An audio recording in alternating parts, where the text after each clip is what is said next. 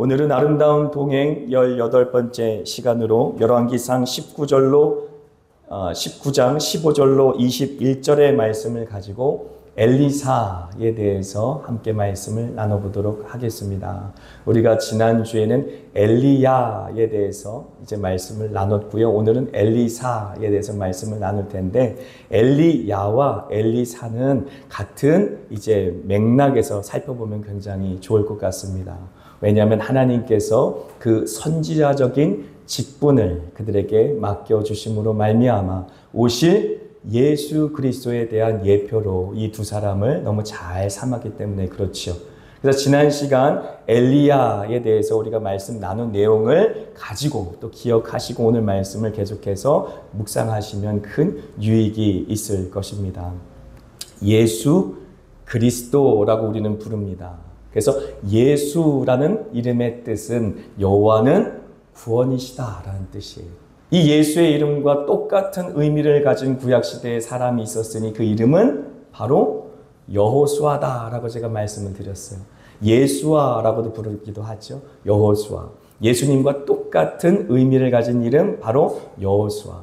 하지만 하나님께서는 예수 그리스도를 믿음의 사람들의 삶을 통해서 오실 예수님의 모습으로 구약시대에 계속해서 이제 믿음의 사람들에게 증거하게 하셨죠. 그래서 선지자들 중에서 특별히 예수 그리스도와 이름이 동일한 사람들이 존재합니다. 그 사람 중에 한 명이 바로 엘리사가 되겠습니다. 엘리사의 이름의 뜻이 바로 여호와 하나님이 구원이시다라는 뜻입니다. 그래서 예수님과 같은 이름의 뜻을 갖고 있었다라고 하는 것이죠. 뿐만 아니라 이사야 선지자 아십니까? 이사야 선지자, 가장 긴 장절의 이제 분량의 책을 기록한 이사야 선지자. 이제 구약 성경의 복음서라고도 말하기도 하는데요. 이 이사야 선지자의 이름 역시도 여호와는 구원이시다라는 이름의 뜻을 갖고 있습니다. 그래서 이제 선지자들은 각기 자신의 삶과 또 예언의 말씀을 가지고 예수님, 바로 오실 예수 그리스도에 대해서 우리에게 증언하고 있다라고 하는 것이죠. 그런데 저희가 예수라고만 부르지 않고 그 뒤에 그리스도라는 이름을 같이 붙입니다. 그때 예수는 이름이고요. 그리스도는 예수님이 행하신 모든 사역에 대해서 우리가 설명하는 것이지요. 그래서 일전에도 제가 한번 설명을 드렸습니다마는 그리스도라는 뜻은 기름 부음을 받은 자, anointed one, 기름 부음을 받은 자다라는 뜻입니다.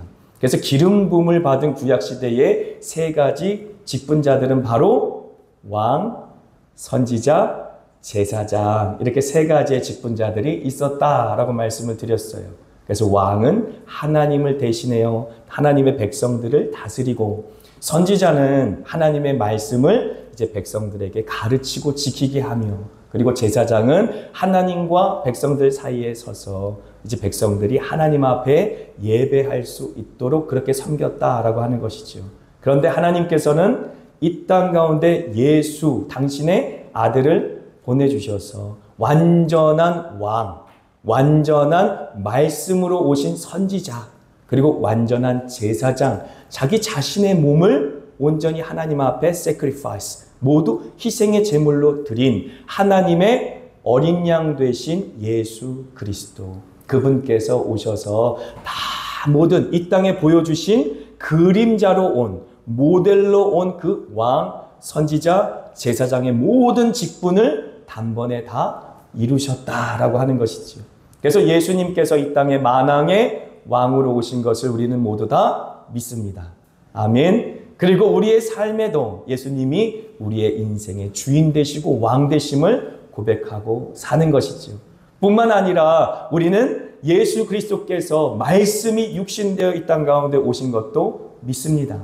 그래서 그 말씀으로 지금도 우리를 다스리시고 말씀의 영인 성령을 우리에게 내주하게 하시고 교통하게 하셔서 우리의 마음에 감화와 감동을 주시사 하나님께서 우리를 향한 모든 뜻들이 그 말씀의 영, 하나님의 성령, 예수의 영으로 말미암아 우리 가운데 날마다 성취되어질 수 있도록 그렇게 역사하신다.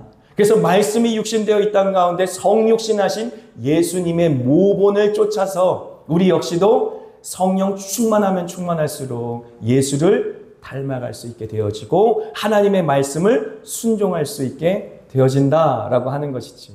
마지막으로 제사장. 하나님의 어린 양으로 오신 예수 그리스도, 그분께서 요단강에 침례를 받으러 나아가실 때 침례 요한이 뭐라고 고백했습니까? 보라, 세상 죄를 지고 가는 하나님의 어린 양이로다 라고 고백하였던 것이지요. 그래서 하나님께서는 유월절의 어린 양 대신에 우리 예수님을 준비하신 것이, 그래서 유월절에 원래 어린 양을 잡아서 이제 서서 급히 이제 이 떠날 채비를 하고 손에 지팡이를 짚고 무교범과 쓴나물을 먹으면서 온 이스라엘 백성들이 사실 유월절을 기념해야 했지만, 하지만 이제 예수님께서 십자가에 지신 날이 바로 유월절이라고 하였습니다.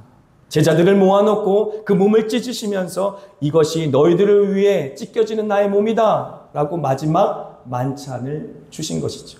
뿐만 아니라 이것이 너희들을 위해 흘리는 나의 피다 라고 말씀하시면서 마지막 만찬을 이제 자신의 제자들에게 보여주신 것입니다. 그러면서 이 땅 가운데 하나님의 어린 양이 되어서 유월절 어린 양처럼 십자가에 못 박혀 죽으시고 그 몸이 다 찢기시며 그 살을 먹고 그 피를 마시는 자마다 멸망하지 않고 사망의 권세가 pass over, 그의 모든 삶을 넘어가서 그가 의롭기 때문이 아니라, 그가 잘났기 때문이 아니라, 그가 뭔가 다른 사람보다 위대하기 때문이 아니라 오직 예수의 보혈로 말미암아 우리의 모든 저주가 넘어가서 우리가 구원을 입게 되는 그러한 의로움을 덧입게 되었다라고 하는 것이죠. 이것을 우리는 영원한 의라고 말합니다. 예수 그리스도를 믿음으로 말미암아 예수님께서 우리를 덮어주시는 영원한 의, everlasting righteousness라고 부르죠. 그 영원한 의가 우리에게 입혀졌다라는 그림이죠. 이 그림은 무엇을 생각나게 만듭니까? 우리가 아담과 하와의 범죄도 함께 인물 설교를 통해서 나눠 보았지만 그들이 범죄하였을 때 하나님께서 어떻게 그들을 돌보셨습니까?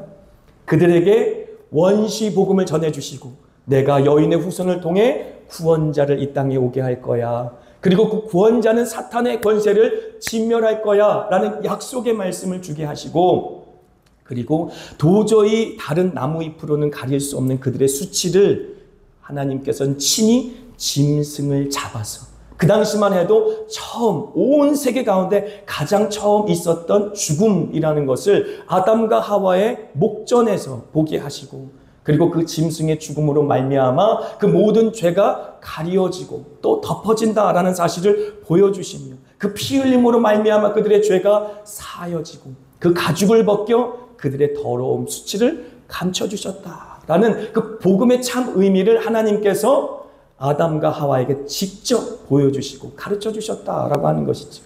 그러므로 유월절 어린 양의 그림이 우리에게 이 복음으로 십자가로 완전히 완성되었다라는 사실이 우리 마음속에 그려져야 돼요. 그래서 예수님께서 날 위해 십자가에 못 박혀 죽으셨는데 왜 죽으셨는가? 그냥 그 사실을 믿기만 하면 구원을 얻는다는데 왜 우리는 그 사실을 믿었을 때 구원을 얻게 되어지는가? 라고 물어봐야 합니다. 그때 성경은 계속해서 우리에게 답을 주고 있는 것이 창세기부터 요한계시록까지 끊임없이 오직 예수 그리스도께서 주인공 되셔서 어떻게 하나님께서 당신의 아들을 아낌없이 우리가 아직 원수 되었을 때, 아직 우리가 죄인 되었을 때 우리에게 내어주심으로 말미암아 우리를 구원해내셨는지 그 사실에 대해서 끊임없이 여러 가지 방법으로 보여주시고 들려주시고 경험하게 하셨다. 심지어 입으로 먹게 하시고 소화하게 하시고 온몸에 피와 살이 되게 하심으로 말미암아 하나님이 얼마나 죄인들을 사랑하고 그 죄인들을 구원하기 원하시는지 그 절절한 마음을 끊임없이 보여주셨다, 들려주셨다, 먹여주셨다, 경험하게 해주셨다라는 사실입니다.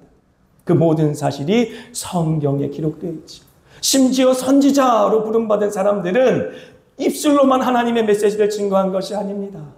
그들의 삶으로 하나님의 메시지를 다 증거했죠.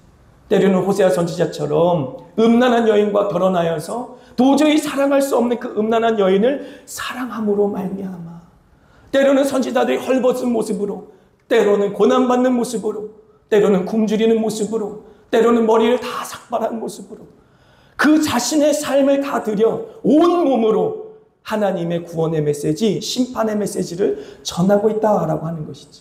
그게 바로 선지자의 사명이었기 때문에 그렇습니다.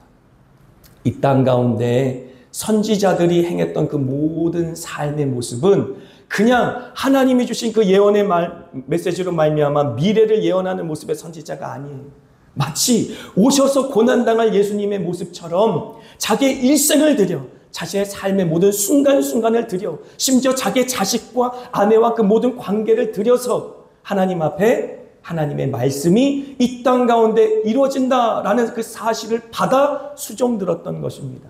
그것이 바로 선지자들의 삶이었다.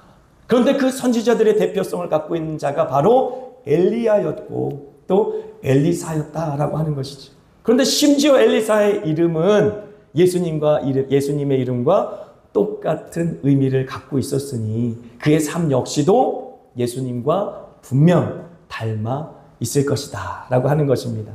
제가 인물 설교를 하면서 그런 말씀을 드렸습니다. 주일학교 아이들 인물 설교를 많이 하고 다윗이 골리앗을 어떻게 무찔렀는지, 노아가 어떻게 방주를 지었는지 재미있게 스토리텔링을 해가지고 아이들이 하나님의 말씀을 듣게 하는 그런 설교 사역을 많이 했지만, 사실 우리 장년들에게도 인물 설교가 굉장히 중요한 것은 하나님께서 우리에게 주신 특별한 계시, 이 성경 말고 하나님께서 최초로 이 온 세상을 창조하시고 하나님 자신을 가장 선명하게, 가장 분명하게 계시한 사건이 무엇이라고 말씀드렸어요?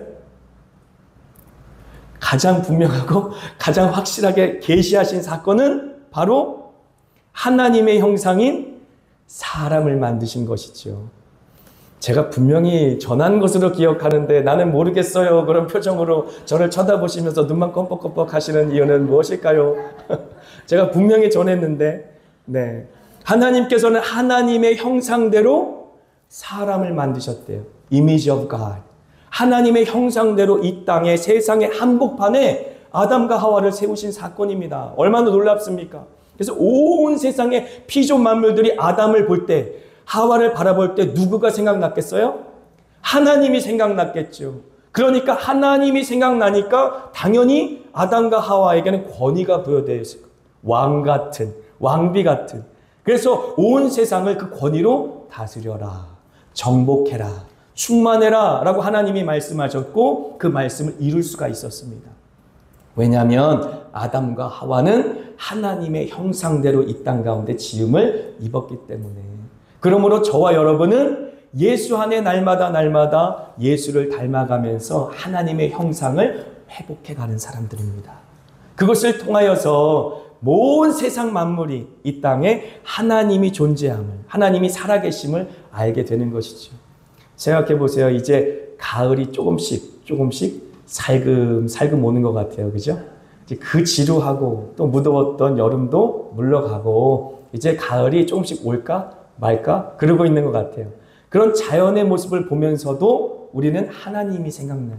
참 하나님은 대단하다. 어떻게 입추가 딱 지나니까 찬바람이 불지? 그런 소리를 옛날 제 어르신들이 했던 것 같은데 저희가 또 하고 있더라고요. 그러니까 보면서 계절이 변하고 변할 때마다 꽃이 피고 또 낙엽이 지고 열매가 맺어지고 이 모습을 보면서 야, 하나님은 참으로 신묘막측하시구나. 하나님은 전능하시구나 라고 찬양할 수 있지 않습니까? 그런데 성경을 보니까 자연 계시를 통해, 그렇게 자연을 통해 하나님이 영광을 드러내는 거죠. 하나님의 임재, 하나님의 존재를 드러내는 거죠. 하지만 그 온 세상이 드러내는 영광보다 훨씬 찬란하게 하나님을 증거하는 자가 누구라고요? 저와 여러분이다라고 하는 것이죠. 저와 여러분들을 통하여서 하나님께서는 하나님을 드러내시기를 기뻐했어요. 그래서 이 성경의 메시지가 66권이지만 임현필이라는 사람의 그러한 기록은 67번째 메시지로 기록될 것이다 라고 생각하면 되는 거예요. 그러니까 우리 성도님들 각자의 인생이 하나의 메시지가 되어서 천국에 가면 분명히 다 기록되어 있을 거예요. 그래서 하나님께서는 특별 계시로 예수 그리스도께서 주인공 되시는 구약과 신약의 메시지로 우리에게 주어지셨지만 예수님이 주인공 되는 인생을 통해서 하나님은 하나님의 영광을 드러내신다라고 하는 것이지. 그러한 삶을 살아갔던 사람들이 구약 성경에도 많이 등장하고 신약 성경에도 많이 등장하기 때문에 인물 설교를 한다라는 이야기를 이렇게 길게 하였습니다. 그래서 엘리사라는 이름이 바로 예수라는 이름의 뜻, 여호와는 구원자시다라는 뜻이에요. 이사야 선지자도 마찬가지고요. 그래서 우리가 한번 열왕기하 2장 9절의 메시지, 엘리사의 사역을 가장 잘 이해할 수 있는 핵심된 구절이기 때문에 열왕기하 2장 9절의 말씀을 한번 같이 읽도록 하겠습니다. 시작.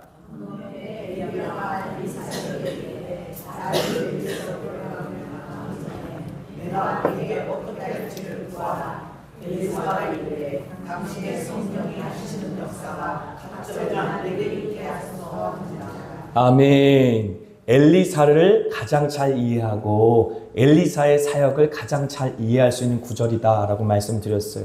엘리사가 욕심이 많기 때문에 성령이 하시는 역사에 갑절을 구했을까? 저는 그렇게 생각하지 않습니다. 엘리야, 불의 선지자였던 엘리야도 참으로 힘겹게 사역하던 그러한 시대였었어요. 많은 사람들이 우상을 섬기고 특별히 정치적으로도 악하고 많은 왕들과 왕비들도 악하게 행하였던 그런 시대였기 때문에 엘리사가 엘리야의 사역을 뒤이어서 감당하기엔 두렵고 떨렸을 것이에요. 그래서 영어로 말하면 a double portion of your spirit 이라고 이야기했어요. 2배의 성령의 역사를 나에게 주세요. 오늘 담임 목사님께서는 100배 이상의 100배의 축복 얘기했는데 100배까지는 구할 욕심이 안 났나 봐요. 이제 2배만 주세요 라고 합니다. 근데 2배도 사실 대단한 것이 엘리야가 보인 그 기적의 역사, 하나님의 불의 역사, 놀라운 성령의 역사는 그 어떤 선지자가 보인 역사보다 훌륭한 것이고 그리고 놀라운 것이었습니다. 그런데도 불구하고 엘리사는 자기가 엘리야로부터 그 사명을 이어받기 전에 2배 갑절의 성령의 역사를 나에게 주세요 라고 간구합니다. 그 이유를 제가 성경의 내용을 근거하여 풀어가도록 하겠습니다. 첫 번째, 엘리야와 엘리사의 사역은 연결되어 있어요. 왜냐하면 지금 2배라고 말했잖아요. 그러므로 엘리야가 했던 사역을 이어서 해야 되지만 엘리야가 했던 사역만 감당해서는 안 되는 거예요. 엘리사가 이제 엘리사 세대에 능히 하나님께서 2배의 성령의 역사를 주셔서 또 하나 감당해야 될 사역이 분명히 있었다라고 하는 것이죠. 그 이야기를 좀 해보겠습니다. 첫 번째, 엘리야가 했던 사역 중엔 불의 선지자였던 엘리야. 그는 불을 다스리는 선지자였다라고 하는 것이죠. 이제 불과 물에 대해서 제가 얘기할 텐데요. 물과 불은 특별한 특성이 있습니다. 물과 불, 그것은 모두가 다 성령에 대해서 이야기하죠. 성령에 대해서 이야기할 때, 성령을 설명할 때 물과 불로 주님께서는 많이 설명하십니다. 그런데 성령을 비유할 때 물과 불로 비유해서 이야기하심으로 우리는 물과 불은 생명이구나, 혹은 우리를 새롭게 하시는 구원의 역사구나 라는 것을 무의식적으로 알 수 있어요. 하지만 하나님께서 죄인을 심판하실 때 어떻게 심판하셨는지 혹시 기억하십니까? 노아의 시대에 물로 심판하셨어요. 뿐만 아니라 소돔과 고모라 땅을 불로 심판하셨습니다. 그리고 예수님께서 다시 오실 그 시대에는 이 땅을 불로 심판하신다고 주님 약속하셨어요. 그러므로 성령을 말하는 물과 불, 그리고 구원과 생명을 말하는 물과 불이 똑같은 물과 불인데 또 다른 측면으로 심판과 하나님의 진노를 지금 말씀하고 계시다라는 사실을 우리에게 이야기해주고 있는 것입니다. 이것은 바로 선지자, 그들이 섬겼던 복음, 말씀, 예수 안에 숨겨진 비밀이에요. 예수님이 이 땅 가운데 오셨을 때에 분명하게 이 땅 가운데 천국의 문이 활짝 열려집니다. 그러므로 누구든지 예수 그리스도를 믿는 자마다, 그 이름을 고백하는 자마다 멸망하지 않고 영원한 생명을 얻을 수 있도록 활짝 구원의 문이 열리지만, 동일하게 예수를 거부하는 자는 이미 심판을 받았다라고 말하며 지옥의 문도 활짝 열려지는 것이죠. 그래서 성령의 불이 하늘로부터 내려와 모든 믿는 자들의 마음과 심령 가운데 성령이 임재하고 그가 하나님이 거하는 처소가 되어서 하나님의 거룩한 성전이 되어서 가는 곳곳마다 불꽃 같은 사역을 이루어지시는 천국으로 임하는 불꽃 같은 사역자가 될 수 있는 반면에 반대로 수울에서 올라오는 지옥의 불, 그 하나님이 꺼지지 않은 영원한 진노의 불로 말미암아 이 땅 가운데 하나님의 심판이 실제적으로 이루어지는 그러한 역사도 함께 이루어진다라고 하는 것이지요. 그래서 십자가라는 그 사실 앞에는 하나님의 공의와 하나님의 사랑이 함께 증거되는 것입니다. 하나님의 공의, 하나님께서는 진노하심으로 죄를 반드시 심판하실 수밖에 없는 분이다라는 사실이죠. 그런 말미암아 하나님께서는 그 진노를 그 아들 예수 그리스도의 몸에 다 쏟으신 것이 아닙니까? 그것이 바로 십자가다라고 하는 것이죠. 하지만 하나님의 사랑 역시도 십자가를 통해 우리에게 분명하게 증거되었으니 이제 예수 그리스도 그 아들을 인하여서 우리에게 새롭고 산 생명의 길, 그 구원의 길, 그 은혜의 길을 활짝 열어주신 것이다 라고 하는 것입니다. 그러므로 선지자가 했던 사역도 똑같다라고 하는 것입니다.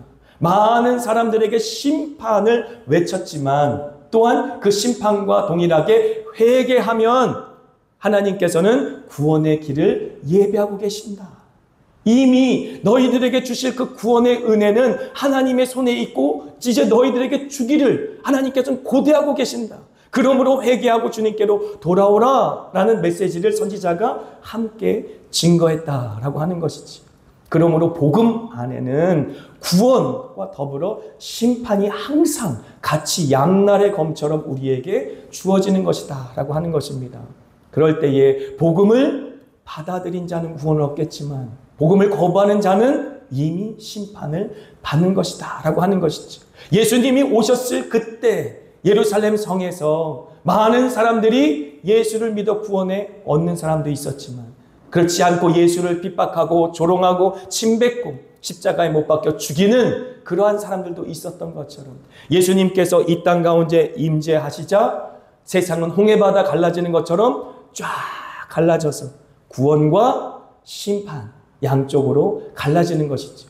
그래서 물 그리고 불이라고 하는 이 상징적인 예표도 하나님께서 이 땅에 보내주실 성령을 상징하고 생명을 상징하고 우리를 구원에 이르게 할 그 모든 역사를 상징함과 동시에 이 땅 가운데 하나님께서 심판하시고 진노하시고 그리고 소멸하실 그런 모든 내용도 함께 이야기하고 있다라고 하는 것이죠. 그래서 물을 다스리는 자들이 바로 선지자다라고 하는 것인데 이 선지자는 지금 여러분들 앞에 서 있는 목사의 사명과도 같은 사명을 갖고 있고 또 목사뿐만 아니라 목사로 대표되는 교회의 사명과도 같이 맥을 같이 하는 것입니다. 그러므로 이건 엘리사만의 사명이었구나라고 이해하지 마시고 저와 여러분 이 땅에 하나님께서 구원의 문으로 활짝 열어주시고 사용하고 계시는 교회의 사명과도 같다라고 이해해 주시면 될 것입니다. 그래서 물을 다스리는 자들이 바로 선지자, 하나님의 말씀을 받고 말씀을 수종드는 사람들이다라는 사실을 이해하면 되겠습니다.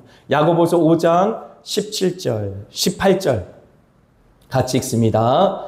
엘리야는 우리와 성정이 같은 사람이로되 그가 비가 오지 않기를 간절히 기도한즉 3년 6개월 동안 땅에 비가 오지 아니하고 다시 기도하니 하늘이 비를 주고 땅이 열매를 맺었느니라. 아멘. 그래서 엘리야, 물을 다스린 선지자 엘리야, 그와 우리는 성정이 같다라고 하는 것이.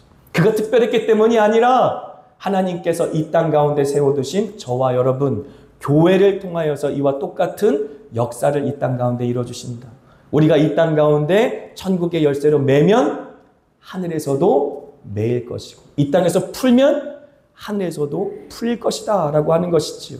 그래서 복음을 증거하여 많은 사람을 생명의 물, 그 생명수로 다시 소생케 하는 역사를 우리가 이룰 수도 있지만 하나님께서 진노하심으로 심판하시는 이 땅의 심판의 예언의 메시지를 증거하는 사명 역시도 교회에게 주셨다라고 하는 것이죠. 회개하라 천국이 가까이 왔느니라 라고 선언하는 마치 광야에 외치는 자의 소리처럼 이 한마음교회 양조 땅에 우뚝 세워주셔서 멀리에서 보이는 멀리에서도 너무 눈에 잘 띄는 우리 한마음교회, 그 한마음교회에 주신 사명 역시도 회개해라, 회개해라. 천국이 가까이 왔다.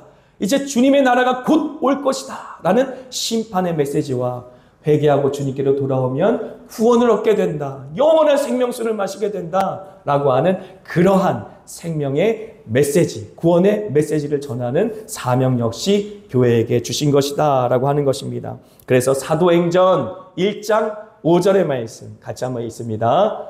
요한은 물로 세례를 베풀었으나 너희는 몇 날이 못되어 성령으로 세례를 받으리라 하셨느니라.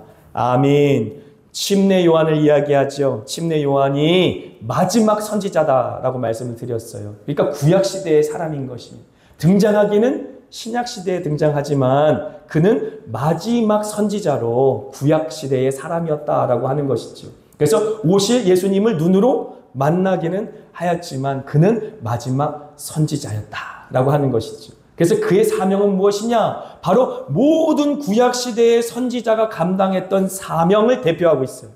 모든 구약시대의 선지자가 뭘 했다고 그래요? 오실 예수님의 길을 평탄하게 했다라는 것이죠. 침례 요한만 그 사역을 감당했던 것이 아니라 엘리사도, 엘리야도, 모든 이사야 선지자들은 오실 예수님에 대해서 계속해서 그 길을 예비하면서 전했다라는 거예요. 예수님이 곧 올 거예요. 예수님이 오시면 우리는 구원을 얻게 될 것입니다.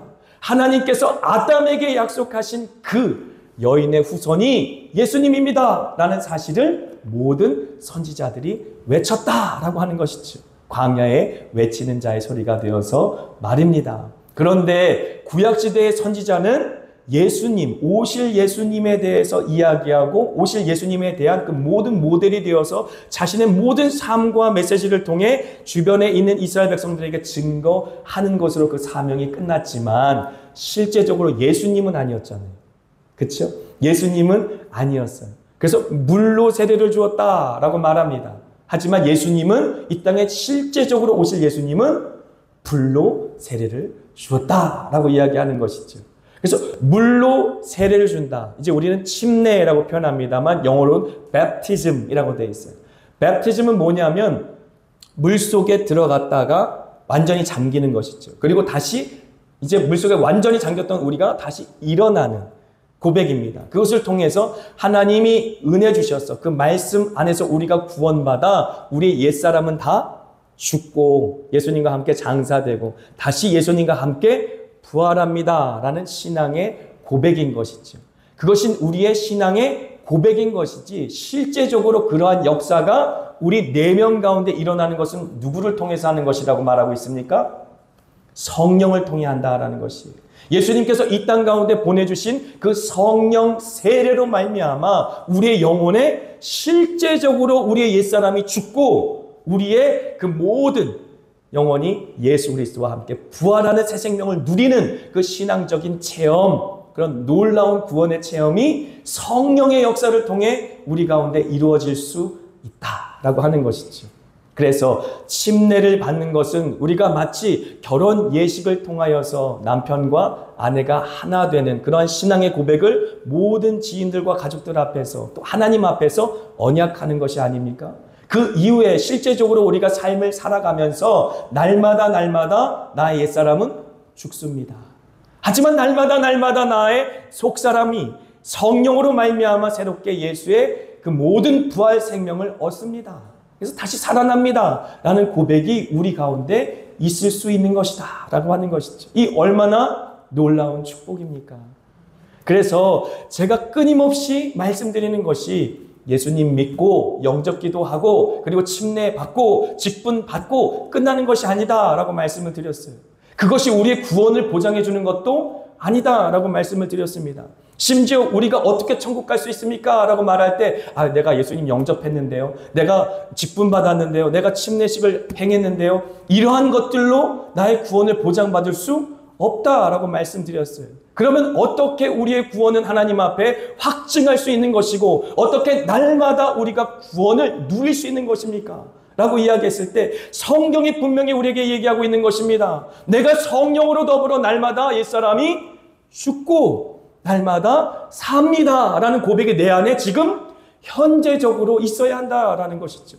그것이 구원받은 자들의 삶입니다. 그것이 성령으로 말미암아 불세례를 받은 사람들의 삶이다라고 하는 것이죠. 예수 그리스도께서 확실히 약속하신 말씀이 아닙니까? 요한은 물로 침례를 주었지만 나는 몇 날이 못 되어 성령으로 세례를 줄 것이다. 할렐루야. 사랑하는 한마음교회 성도 여러분, 여러분들은 성령으로 세례, 침례를 받으신 분들이십니까? 성령이 여러분 내면과 심령 안에 내주하시고 교통하시고 역사하고 계십니까?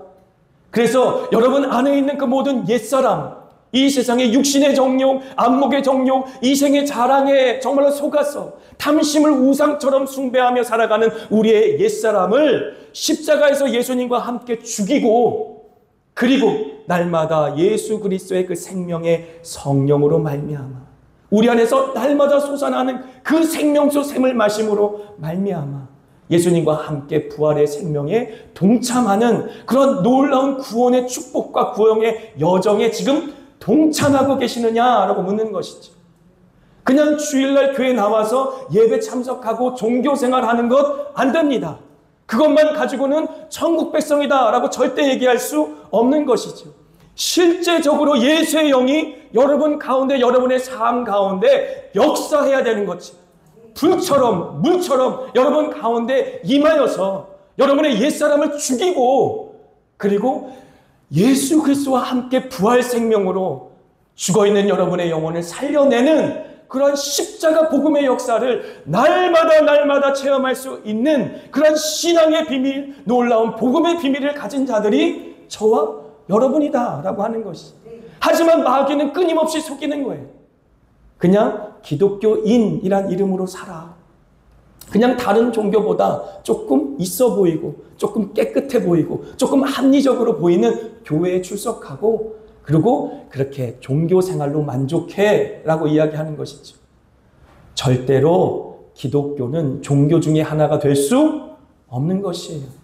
살든지 죽든지 그 생사의 기로에서 하나님께서는 그 아들 예수 그리스도를 우리 가운데로 보내셔서 그 모든 사망 권세를 이기게 하시고 그 저주받은 수월의 골짜기에서 우리를 예수의 이름으로 건지시고, 그리고 죽어 마땅한 우리를 예수의 생명값으로 다시 구원해내셔서 오늘도 예수 값으로, 예수의 그 피값으로 살 수 있도록 우리를 이끌어주시는 분, 그분 앞에 우리의 삶을 내어드리며 날마다 우리 가운데 임재하는 성령의 거룩한 불, 그 불길 가운데 우리의 옛사람을 하나님 앞에 올려드려 각을 떠서 번제단 위에 임하는 성령의 불로 말미암아 조각조각 하나님 앞에 태워드리고, 그리고 태워지는 그 모든 우리의 옛사람의 정욕과 그 모든 죄와 하나님을 거역하였던 그 모든 불순종의 모습들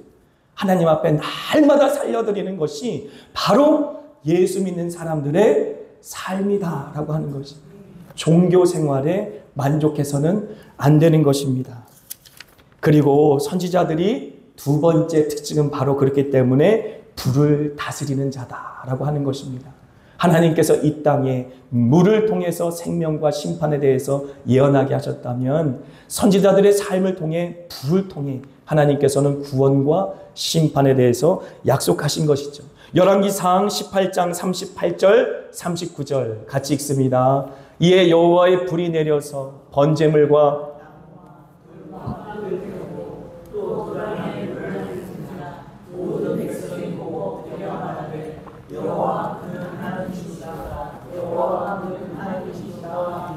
아멘. 엘리야 선지자가 갈멜산에 올라가 바알과 아사랴 신을 섬기는 사람들과 대적하고 함께 영적 전쟁을 이룰 때에 하나님 앞에 기도하지 않습니까? 하나님이 하나님 되심과 내가 하나님의 종됨을 보여주세요 라고 기도할 때에 하늘로부터 불이 임하였어요. 뿐만 아니라 엘리야의 인생을 보면 불의 역사가 참 많이 일어납니다. 대적들이 올라올 때 하나님 앞에 기도할 때 하늘로부터 불이 내려서 그 모든 대적들을 죽이는 모습을 많이 하나님께서는 성경을 통해 말하고요. 그가 하늘로 올라갈 때 역시도 불병거와 마차를 타고 하늘로 올라가지 않습니까? 그로 말미암아 하나님께서는 불의 선지자라는 이름을 갖게 하셨어요. 왜 이렇게 불을 통해서 우리에게 지속적으로 선지자의 사명에 대해서 각인시키는 것입니다. 또 왜 우리의 교회의 사명 가운데 이 불의 사명이 있는 것인가? 우리 신명기서 4장 36절의 말씀 같이 읽습니다. 여호와께서 너를 교훈하시려고 하늘에서부터 그의 음성을 내게 듣게 하시며 땅에서는 그의 큰 불을 내게 보이시고 내가 불 가운데서 나오는 그의 말씀을 듣게 하셨느니라. 아멘. 말씀 자체를 불붙은 캐리그마라는 말로 표현합니다. 불붙은 캐리그마. 그래서 우리가 그냥 문자로 기록된 이 말씀, 우리와는 아무 상관이 없고 이게 열심히 읽으면 졸립고 그러는 말씀일 수도 있어요. 우리가 예수님을 믿지 못하고 또 성령이 우리 안에 내주하지 못했을 때, 근데 말씀을 읽을 때 이 말씀 한자 한자가 살아서 우리 마음속에 들어오는 거예요. 그것은 성령께서 그 말씀에 불을 붙여주시는 거예요. 그리고 이면필 목사가 강단에서 설교를 할 때 너무 졸린 메시지로 그래도 밥 맛있게 먹고 반찬 오늘 맛있었고 너무 많은 반찬 잘 먹고 과일도 먹고 그래서 이제 피곤한데 일주일 동안 너무 피곤했는데 졸림 자장가로 들려야 돼. 자장가로 이렇게 들릴 수도 있잖아요.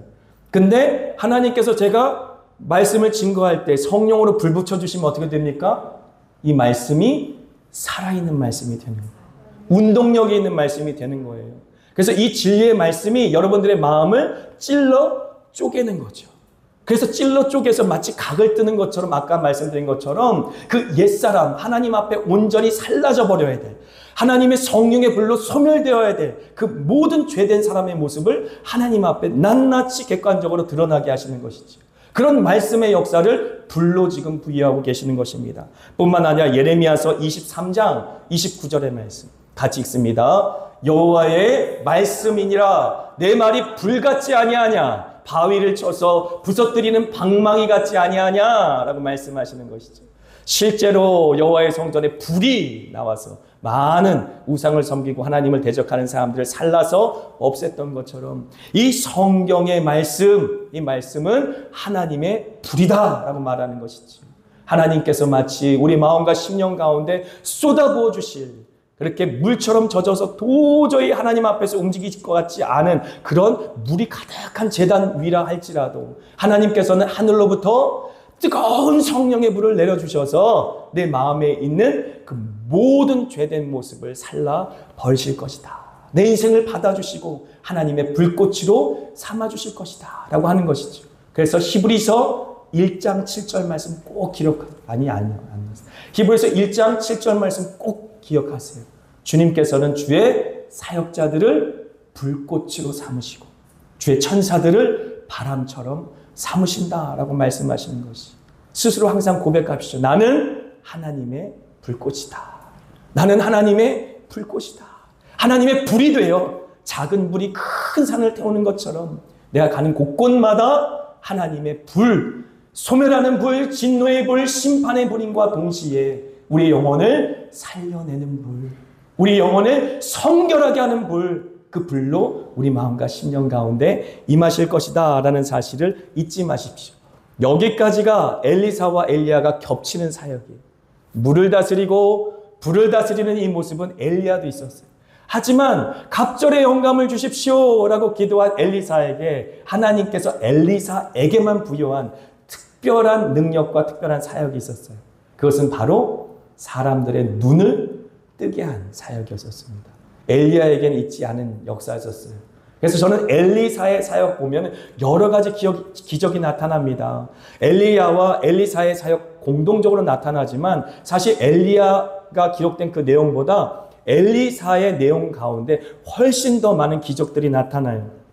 예를 들어 요단강을 갈라지게 하였지요. 여리고의 물을 깨끗하게 하였지요. 과부의 그릇 속에 기름을 채웠죠. 수넴에서는 죽은 소년을 살려내지 않았습니까? 적은 양식으로 100명을 먹였습니다. 문둥병자인 나아만을 고쳤고요. 요단강에서 도끼가 떠오르는 그러한 기적을 보이기도 하였어요. 이러한 기적들을 보면서 오실 예수 그리스도에 대해서 우리는 어떻게 보면 예표로 엘리사가 쓰임받았구나, 모델로 쓰임받았구나 라고 알 수 있죠. 하지만 이러한 기적적인 사건은 엘리야도 그의 인생을 통해서 충분히 보여주지 않았습니까? 하지만 눈을 열어주는 사역은 엘리사의 사역 가운데만 기록되어 있어요. 예를 들어 이제 열왕기하 6장 14절로 19절까지 내용인데요. 그 내용은 제가 따로 이제 띄우진 않았습니다. 열왕기하 6장 14절부터 19절에는 어떤 내용이 기록되어 있냐면 엘리사가 항상 너무 아람 왕이 볼 때는 거침돌인 거예요. 그래서 아람 왕이 이 엘리사를 죽여야겠는데 어떻게 죽일까 고민하다가 막강한 군대들을 엘리사가 사는 곳으로 보냈어요. 그래서 눈을 떠서 딱 보니까 일어나서 아침에 딱 보니까 아람 군대가 구름대처럼 이렇게 몰려있는 거예요. 그래서 그의 사환, 그의 종이 그 모습을 보고 벌벌벌벌 떨고 있었습니다. 근데 엘리사는 전혀 두려워하지 않았어요. 그러면서 하나님 앞에 엘리사가 어떻게 기도합니까? 하나님, 이 사환의 눈을 열어주세요 라고 했더니 어떤 모습이 펼쳐져요? 그 아람 군대보다 훨씬 많은 천군 천사들, 이제 마하나임이라고 부르거든요. 천군 천사, 하나님의 군대가 그들을 둘러싸고 있는 것이. 그럴 때 또 어떻게 기도했습니까? 하나님, 저 아람 군대의 눈을 가려주세요 했더니 그들이 눈이 보이지 않았어요. 이 역사는 엘리사에게만 기록되어 있는데 우리 교회에게, 그리고 선지자들에게, 목회자, 말씀을 전하는 설교자들에게 하나님께서 맡겨주신 사명과 연관된다라고 하는 것이죠. 이 땅 가운데 눈먼 자들, 귀가 막힌 자들, 마음을 꽁꽁 싸맨 자들, 그들의 눈을 열고 귀를 열고 마음을 활짝 열어서 하나님의 말씀이 들려지게 하고 하나님의 역사가 보여지게 하는 그러한 말씀의 사명을 감당하게 하신다라고 하는 것이죠. 그래서 시편 119편 18절 우리가 한 목소리로 한번 선언해 봅시다. 내 눈을 열어서 주의 율법에 놀라운 것을 보게 하소서. 옛날 개역 성경에는 내 눈을 열어서 주의 법에 기이한 것을 보게 하소서라고 말씀하였잖아요. 하나님의 말씀을 영적인 눈이 열려지지 않으면 볼 수 없다라고 하는 것이, 하나님의 역사, 하나님의 놀라운 영광을 그 영적인 눈이 활짝 열려지지 않으면 볼 수 없다라고 하는 것이죠.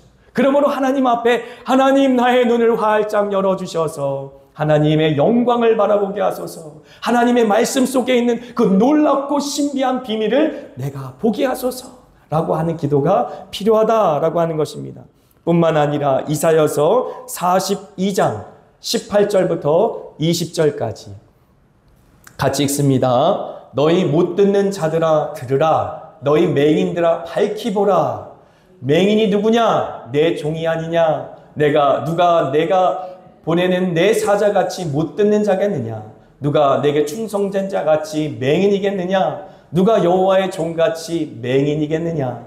내가 많은 것을 볼지라도 유의하지 아니하며 귀가 열려 있을지라도 듣지 아니하는도다.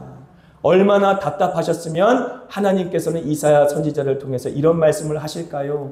이스라엘 백성들, 하나님께서 그들을 출애굽시키셔서 구별하셔서 마치 광야에서 피덩이처럼 죽어가던 그들을 주님께서는 건져내시고 씻기시고 아름다운 옷을 입히셔서 마치 신부처럼 받아들이시고 그리고 왕비처럼 높이셔서 하나님의 거룩한 것, 하나님의 아름다운 것으로 치장시키셔서 만방이 그를 바라보며 존경하고 또 그 명예가 드높아지며 많은 사람들이 여호와의 영광을 이스라엘 백성들 가운데 볼 수 있었는데 그들이 타락하고 눈과 귀가 막혀서 더 이상 하나님의 말씀을 듣거나 볼 수 없게 되었다라고 말하는 것이 아닙니까?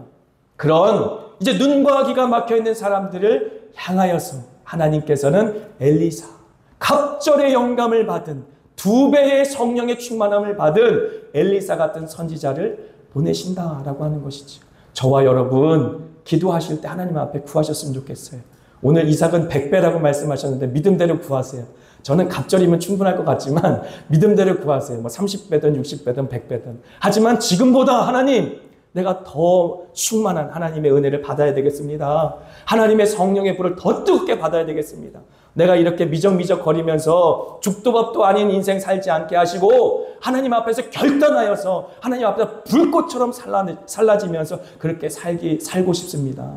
그래서 예전에 17세기의 청교도들은 뭐라고 고백했냐면 하나님, 나로 썩어지지 않게 하시고 닳아서 없어지게 하소서라고 고백했다고 해요. 하나님 이 땅 살아가면서 내가 나로 썩어지지 않게 하시고 썩어서 없어지는 자가 되지 않게 하시고 닳아서 없어지는 자가 되게 하소서. 여러분의 인생을 하나님 앞에 불꽃으로 내어드렸으면 좋겠습니다.